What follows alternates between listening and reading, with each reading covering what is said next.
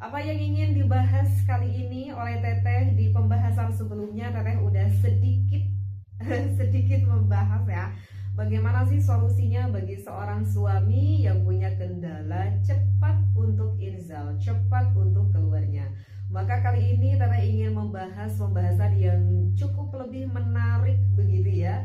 Kenapa? Karena pembahasan ini sepertinya para suami yang wajib diketahui oleh semuanya gitu ya.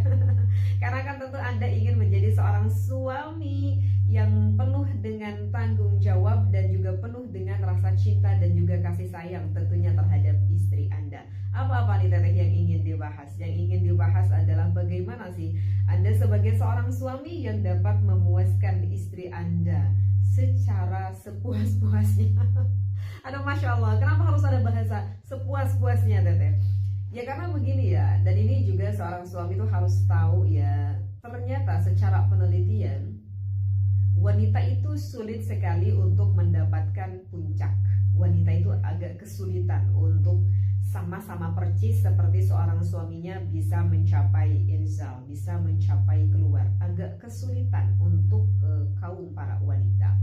Dan bahkan secara penelitian, wanita yang dapat benar-benar orgasm itu hanya sebatas sekitar 30%-nya saja gitu. Sedangkan lebih banyak itu bayangkan 70% wanita itu tidak dapat mencapai kepada puncaknya.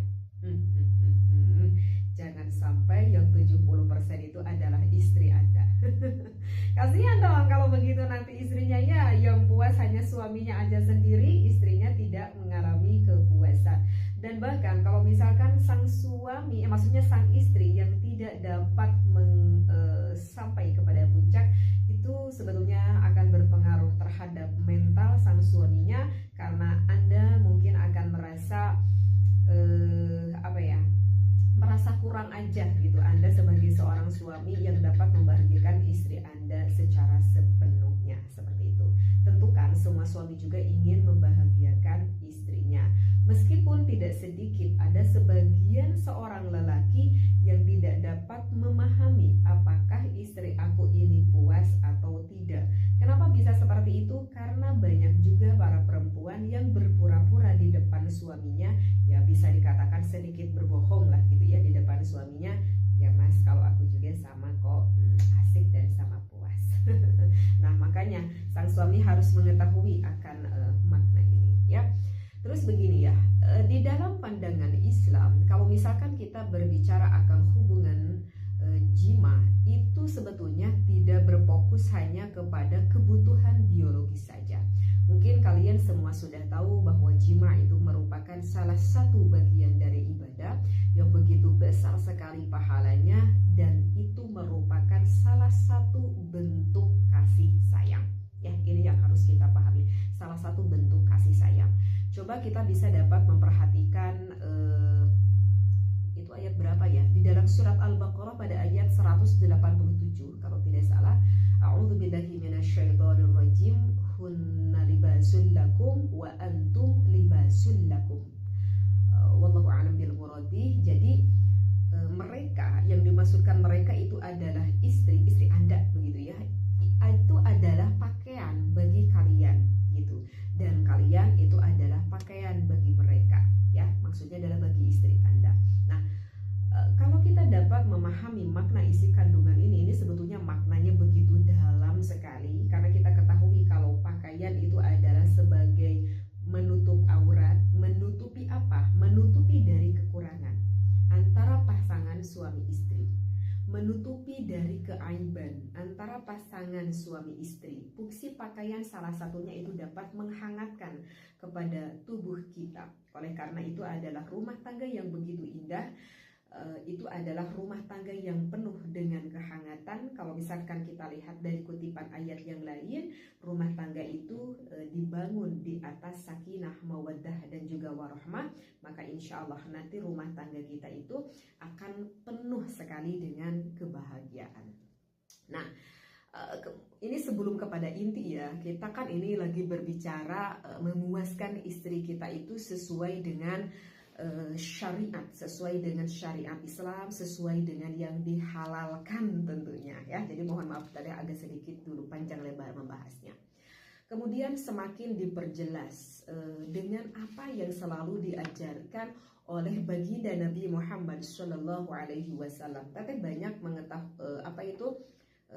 diketahui di dalam beberapa hadis yang dikutip di dalam beberapa referensi kitab. Rasulullah itu kalau misalkan mau melakukan hubungan biologis dengan istrinya, Rasulullah itu tidak suka terburu-buru dengan para istrinya. Jadi suka bercanda dulu, bermesraan dulu.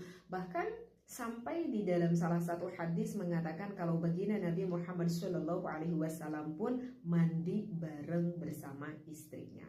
Nah, apa yang dapat kita petik dari hadis ini berarti Rasulullah itu mengajarkan kepada kita bahwa pentingnya seorang suami dapat memuaskan istrinya secara fisik dan juga emosional. Sekali lagi, wahai para suami, mohon digarisbawahi fisik dan emosional. Nah, kenapa Teteh ingin menekankan di fisik dan emosional? Karena kalau misalkan Teteh mendengarkan pembicaraan kebanyakan para laki-laki, seolah-olah yang dapat memuaskan istri itu hanya kebanyakan suami itu berfokus kepada fisiknya aja. Seperti itu. Jadi yang dipertanyakan, Teh gimana ya, aku tuh pengen durasinya lama banget, Teh aku ingin tahu dong gaya yang asik tuh untuk istri aku tuh kayak gimana gitu, gaya-gaya yang asik begitu ya. Jadi dari pertanyaan-pertanyaan itu seolah-olah itu para suami itu hanya berfokus kepada fisiknya aja, tetapi jarang sekali yang bertanya bagaimana sih emosional istri kita, seperti itu. Karena makanya kenapa barusan Teteh dengan mengambil kutipan judul puas gitu ya, istri kita, jangan sampai sang suami hanya fokus ke fisik, karena kalau pengen puas banget harus dua-duanya didapatkan. Apa? Fisik dan juga emosionalnya ya. Maka ini insya Allah yang ingin Teteh bahas. Baik, sebelum Teteh masuk ke dalam pembicaraan poin inti, Teteh ingin sedikit dulu membicarakan akan kesalahan-kesalahan yang sering dilakukan oleh para suami. Agar apa? Agar nanti enggak kena ke kesalahan itu lagi kalau memang benar-benar ingin memuaskan istrinya. Kesalahan yang Teteh rangkum itu sekitar ada 3 kesalahan kebanyakan para suami yang sering dilakukan. Yang pertama itu adalah para suami itu tidak memahami akan makna dari muqaddimah, makna dari foreplay, makna dari pembukaan. Dan bahkan ini di dalam hadis baginda Nabi Muhammad SAW pun sangat menekankan sekali untuk melakukan muqaddimah tersebut. Seperti itu. Itu yang pertama. Padahal tubuh wanita itu membutuhkan waktu untuk siap ya. Jadi bahasanya waktu untuk siap baik secara fisik ataupun secara emosional. Itu yang pertama ya, nanti semakin diperjelas. Terus kesalahan yang kedua nih, yang kebanyakan yang sering dilakukan oleh para suami itu hanya fokus kepada dirinya sendiri. Ini kayaknya termasuk suami yang egois deh kalau menurut Teteh. Yang penting aku udah bisa puncak sendiri, aku udah bisa inzal sendiri tanpa memperdulikan apakah istri kita itu benar-benar keluar ataupun tidak. Udah beres aku keluar, udah aku langsung tidur tanpa memperdulikan istrinya. Ini dapat sekali menghambarkan nanti ke dalam rumah tangganya. Yang ketiga, kebanyakan yang sering dilakukan oleh para suami itu adalah para suami itu tidak mau belajar akan anatomi apa ya, dan kebutuhan biologi sang istrinya. Kata suaminya bilang gini, belajar kok Teteh, aku belajar dari beberapa konten YouTube, aku pelajari area titik sensual wanita itu di mana aja. Oke, bagus sekali gitu ya. Yang aku dengar-dengar Teh katanya ada di belakang telinga gitu, ada yang di ketek, ada yang di dada misalkan seperti itu. Nah, kenapa Teteh dikatakan di sini tidak mau belajar? Karena begini, wahai para suami, sebetulnya anatomi atau area sensualitas istri kita itu setiap perempuan tuh berbeda-beda, tidak sama. Sekali lagi, berbeda-beda, tidak sama. Ada mungkin wanita mudah sekali terangsang di bawah telinganya, ada mungkin si B itu di lehernya, C bahkan di keteknya, bahkan ada titik rangsang sensitif wanita itu di belakang lututnya, sangat jauh banget kan, seperti itu. Nah, siapa sih yang dapat mengetahui anatomi tersebut kalau bukan Anda sendiri sebagai suaminya? Makanya ketika Anda sering melakukan hal itu sambil belajar seperti itu ya. Nah, jadi ini adalah 3 kesalahan yang sering dilakukan oleh para suami sehingga istri kita tidak bisa mencapai kepada puncaknya. Oke. Kalau begitu Teteh, langsung kita ke poin inti, bagaimana solusinya. Setidaknya ada 5 ya kali ini yang ingin Teteh tips ajarkan kepada Anda, wahai para suami, yang Teteh pahami aja. Yang tadi menyambung kepada kesalahan yang pertama yang selalu ditekankan kalau di dalam hadis baginda Nabi Muhammad itu mencontohkan jangan sampai Anda sebagai seorang suami melupakan muqaddimah. Nah itu. Bahkan saking pentingnya ini muqaddimah, jadi karena begini. Maksudnya gini ya, gimana ya? Ini hadisnya riwayat Bukhari, tak perlu Teteh ucapkan lagi hadisnya ya, mungkin udah sering mendengar gitu ya. Berapa lama sih Teteh aku membutuhkan muqaddimah? Bahkan bisa aja muqaddimah ini lebih lama dibutuhkan tergantung bagaimana keadaan istri kita pada saat ini. Kalau misalkan istri kita pada saat ini berada di dalam keadaan hormonnya, libidonya lagi cukup meninggi, biasanya sang perempuan itu tidak perlu membutuhkan muqaddimah yang lebih menghabiskan waktu. Karena ketika muqaddimah awal-awal aja, biasanya sang istri itu akan memberikan tandanya kalau dirinya itu sudah siap. Tetapi di sini juga sang suami harus melihat bagaimana kondisi keadaan fisik istri kita. Ketika melakukan muqaddimah, aduh ini istri kita lagi nggak pengen ini sepertinya. Nah ini ya. Ini Teteh berbicara kalau misalkan istri kita lagi gak pengen ini ya. Anda juga sama, seorang suami kadang lagi pengen, kadang tidak pengen. Cuman perbedaannya kalau sang laki-laki itu akan mudah sekali dirangsang oleh seorang istri, tetapi sebaliknya. Kalau istri itu agak sedikit susah dirangsang oleh sang suaminya. Itu pun kalau istrinya paham. Misalkan contoh gini. Kalau suaminya lagi nggak pengen, tapi istrinya lagi pengen, sebetulnya mudah sekali. Nanti sang istri langsung aja kepada sang suaminya itu memegang dengan kulit istrinya di area sensitif suaminya. Yaitu langsung aja memegang, maaf banget, ke area sensitif itunya milik sang suaminya. Kenapa? Karena kalau kita belajar dari kulit pun, kulit laki-laki dan kulit perempuan Allah ciptakan fitrahnya berbeda. Kalau kulit perempuan itu kalau kulit laki-laki itu seluruh tubuhnya itu tebal. Seperti itu. Kenapa Allah ciptakan kulit laki-laki itu tebal? Karena yang berkewajiban mencari nafkah itu adalah seorang suami. Sehingga kulit tebalnya itu adalah sebagai daya tahannya. Seperti itu. Sehingga kalau misalkan sang suami, wahai para istri, ini juga untuk para istri, kalau misalkan Anda pengen tapi suami Anda tidak terlalu pengen gitu ya, Anda itu bukannya mencium pipinya atau mencium dadanya, itu tidak akan terlalu terangsang suami Anda. Jadi kalau misalkan Anda yang pengen, wahai para istri, langsung aja nyentuhnya ke area sensitif suaminya. Karena kenapa? Karena area sensitif suami kita itu adalah bagian kulit yang tipis, hanya itu aja. Jadi dikarenakan kulitnya tipis sehingga mudah sekali terangsang. Berbeda dengan perempuan. Kalau perempuan itu memang seluruh tubuhnya, bagian kulitnya adalah tipis. Oleh karena itu tadi Teteh katakan sang suami belajar anatomi mana gitu istri kita itu, area sensualitasnya. Nah, di sini yang harus suami belajar secara emosional itu ya.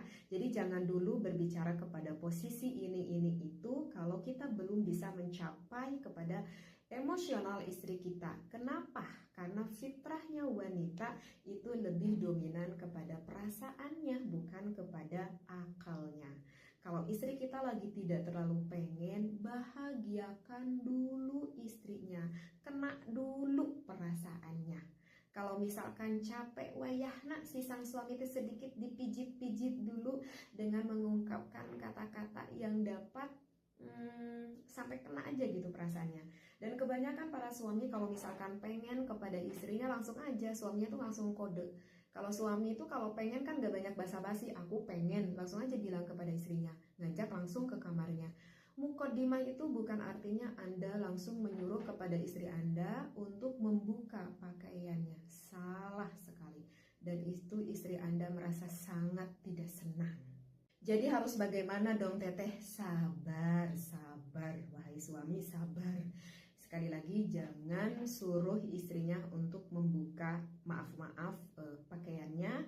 Kemudian ini maaf ya, ini aduh masya Allah, ini pembicaraan yang benar-benar spesifik banget bagi yang sudah berumah tangga ya. Mohon maaf sekali lagi. Jadi sang suami itu jangan maaf-maaf banget, misalkan langsung kepada maaf banget, misalkan memegang area dadanya atau misalkan mencium bibirnya, jangan dulu melakukan hal itu. Biasanya sang istri tidak menyukai hal itu, apalagi istri Anda belum terangsang sama sekali, Anda sudah berani-berani memegang ke area sensitif milik sang istrinya. Wanita sangat tidak senang sekali. Kebanyakan sang suami berpikir seperti itu karena berpikir seperti dirinya. Loh kok teteh kalau aku misalkan dipegang areanya kan aku seneng gitu kan teteh ya, aku tuh seneng gitu. Tidak, kulit Anda dan kulit istri Anda itu berbeda ya, jadi jangan gitu. Ini merupakan salah satu contoh gitu ya, ini merupakan salah satu contoh gitu ya. Kepada teteh pribadi gitu ya, ini misalkan contoh kepada teteh pribadi.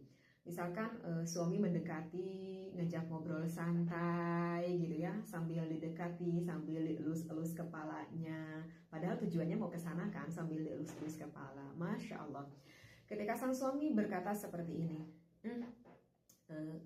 suami teteh kepada teteh tuh bilangnya emang teteh gitu ya, dari awal nikah sampai sekarang bilangnya teteh gitu ya. Kata suami, teteh gitu ya, ngobrolnya pakai bahasa Sunda sih sebetulnya ya, jadi kurang lebih seperti ini. Teteh tuh didoakan banget gitu kata suami teteh itu. Kemudian mengucapkan terima kasih gitu ya, selama ini udah menemani gitu ya sama suami teteh katanya. Sebelum teteh meminta maaf gitu ya kepada saya gitu ya, mungkin kepada suami gitu, kepada suami teteh gitu, ya Allah aku sudah memaafkan ini istriku seperti itu.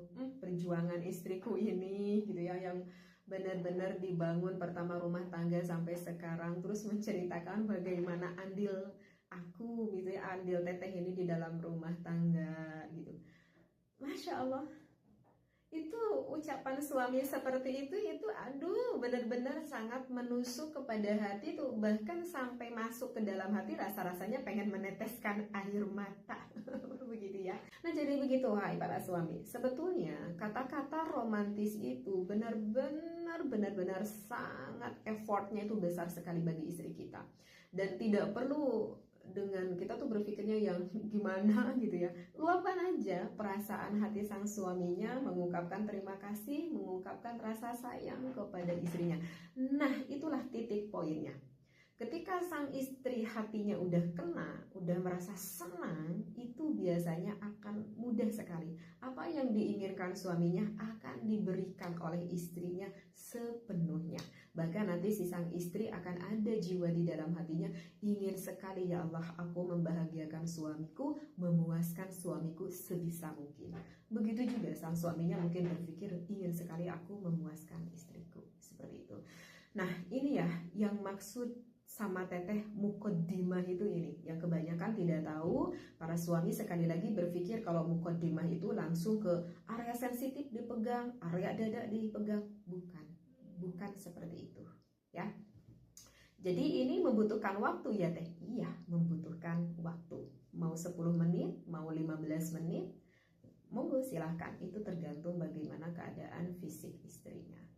Itu ya, jadi itu langkah pertama, dan ini poin yang sangat-sangat penting banget. Jadi kalau misalkan Anda langsung maaf banget, langsung mencium inilah, memegang dadanya ini itulah, diam-diam aja, kalian tahu apa yang dirasakan oleh istri Anda? Istri Anda akan berkata, apa sih ini rasanya? Nggak ada rasa kenikmatan, karena hatinya belum kena. Ya, untuk solusi yang kedua sebetulnya udah dibicarakan barusan, itu adalah berbicara yang lembut, berbicara yang romantis. Wanita itu sangat peka sekali terhadap kata-kata, maka bisikanlah pujian, bisikanlah panggilan sayang, bisikanlah doa gitu ya kepada istri Anda. Itu yang barusan Teteh sampaikan. Nah, sekarang yang ketiga, bagaimana biar istri kita mendapat kepada puncak yang tadi Teteh katakan, sang suami harus mengetahui akan titik sensitif istri kita. Bahkan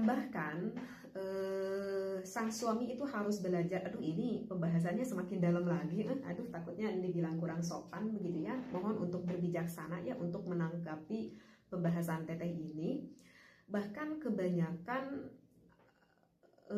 seorang istri itu senang banget akan area apa ya, takut kena dolar kuning ini kalau Teteh bicara area klitoris milik sang istrinya. Tetapi ingat ya wahai para suami, kalau misalkan Anda ingin menyentuh bagian area depan sensual istri Anda, ini adalah area yang paling sangat menyenangkan sekali. Sekali lagi tadi, jangan langsung memegang ke sana. Kalau misalkan istri Anda menunjukkan sudah siap, biasanya ketika dipegang itu sudah mengeluarkan air madhi, istri Anda udah lubrikasi, ada tanda-tanda basah, monggo silahkan kalau Anda mau mengeksplor daerah area depan yang kecil itu, klitoris itu, dan kebanyakan para wanita senang. Dan bahkan untuk mencapai inzal, untuk mencapai puncak, ada dua yang bisa didapatkan oleh istri Anda. Bisa keluar dari area depan, bisa juga dari area istri kita yang paling sangat dalam, yaitu area G-spotnya ya. Dan bagaimana nih Teteh menurut pandangan fikih, diperbolehkan atau tidak aku mengeksplor area bagian depan tersebut oleh bagian-bagian area tubuh aku yang lainnya? Maka ada ulama yang memperbolehkan, diantaranya di dalam kitab I'anatul Thalibin, hukumnya diperbolehkan dengan alasan saking cinta suami kepada istrinya, saking ingin memberikan suami kekuasaan kepada istrinya. Seperti itu ya. Aduh, ini semoga dapat dipahami ya. Kemudian apa ya, untuk bagaimana istri kita benar-benar puncak. Yang keempat itu, Anda jangan menjadi seorang suami yang egois. Ketika melakukan hubungan biologis, perhatikan ritme dan juga reaksi istri kita. Itu butuh waktu berapa lama untuk mencapai kepada puncak. Maka ini sangat penting sekali. Seorang suami yang pertama harus dapat menyesuaikan temponya. Kemudian memberikan waktu yang sejenak. Jadi terkadang suka ada dalam rumah tangga itu memang benar-benar lama banget, sampai 1 jam Teteh itu ada, memang ada yang bisa melakukan hubungan biologis seperti itu. Jadi kenapa bisa lama ritme itu? Jadi ada ganti-ganti gaya atau posisi dan memberikan waktu yang sejenak. Kemudian apalagi ya? Oh ya, kemudian sang suami jangan ragu bertanya kepada istrinya, begitu juga istri bertanya kepada sang suaminya. Berkata dengan lembut, maaf ya, maaf lagi misalkan suami berbicara seperti ini, ayang atau teteh atau istriku gitu, masih enak tidak, misalkan mau dilanjut gaya seperti ini tidak, atau misalkan mau ganti posisi tidak gitu.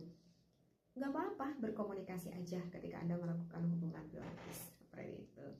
Udah segitu deh, sebetulnya masih banyak yang ingin dibicarakan, tapi biar nanti seru ya, bersambung aja deh ya di season selanjutnya. Dan kalau misalkan untuk yang terakhir ya apalagi kalau kita berdoa, karena ini adalah merupakan salah satu bagian dari ibadah. Berdoa sebelum kita melakukan hubungan biologis dan kita berdoa sesudah kita melakukan hubungan biologis. Sebetulnya masih ada juga pembahasan ini, bagaimana biar istri kita asyik, insya Allah di season selanjutnya. Posisi juga belum dikasih tahu ya. Oke. Semoga bermanfaat kajian dari Teteh. Sekali lagi mohon untuk berbijaksana berpikirnya ya. Kita niatnya ingin membahagiakan rumah tangga kita masing-masing. Wallahu a'lam wallahu muwaffiq ila aqwamit thoriq. Wassalamualaikum warahmatullahi wabarakatuh.